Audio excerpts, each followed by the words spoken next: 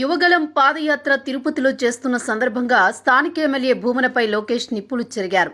తిరుపతికి 2 ఎమ్మెల్యేలు ఉన్నారని లోకేష్ కామెంట్ చేశారు. తండ్రి మద్యం తాగొద్దు అంటే కొడుకు అభినయ్ రెడ్డి మాత్రం నిత్యం మద్యం తాగండంటూ మద్యం సిండికేట్ ఏర్పాటు చేశాడని ఆయన విమర్శించారు. తిరుపతిలో భూముల రిజిస్ట్రేషన్ ఆపింది కూడా ఎమ్మెల్యే కొడుకేనని, ఇక్కడ కరుణాకర్ రెడ్డి ఎమ్మెల్యే కాదు అభినయ్ రెడ్డి ఎమ్మెల్యే అంటూ ఎద్దేవా చేశారు లోకేష్.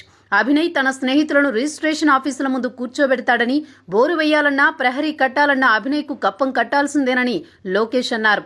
తిరుపతిలో 2300 ఎకరాలు రిజిస్ట్రేషన్ చేయనీయకుండా ఈ ఎమ్మెల్యే కొడుకు ఆపేస్తాడని లోకేష్ చెప్పుకొచ్చారు. జగన్ పెద్ద దొంగ అయితే అభినయ్ రెడ్డి చిన్న దొంగ అని, అంతే తప్ప ఇద్దరికీ ఆట్టే తేడా లేదంటూ లోకేష్ సెటైర్లు వేశారు. ఆఖరికి అబ్బా కొడుకులిద్దరూ దేవుడి టికెట్లు కూడా అమ్ముకుంటున్నారంటూ లోకేష్ మండిపడ్డారు. పాదయాత్రలో భాగంగా లోకేష్ భవన నిర్మాణ కార్మికులతో ముఖాముఖి ఏర్పాటు చేశారు.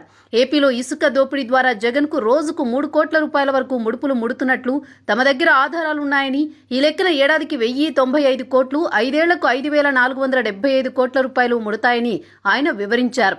ఈ డబ్బు కోసం లక్షలాది భవన నిర్మాణ కార్మికులను జగన్ పస్తులు పెడుతున్నాడని దుయ్యబట్టారు. తాము అధికారంలోకి రాగానే ఇసుక కొరత లేకుండా చేస్తామని, భవన నిర్మాణ కార్మికులను ఆదుకుంటామని లోకేష్ హామీ ఇచ్చారు.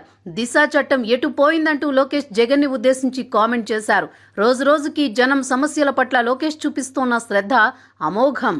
దీంతో అటు టీడీపీ కార్యకర్తలు, ఇటు సామాన్య జనం ఉత్సాహంతో లోకేష్ పాదయాత్రలో పాల్గొంటున్నారు.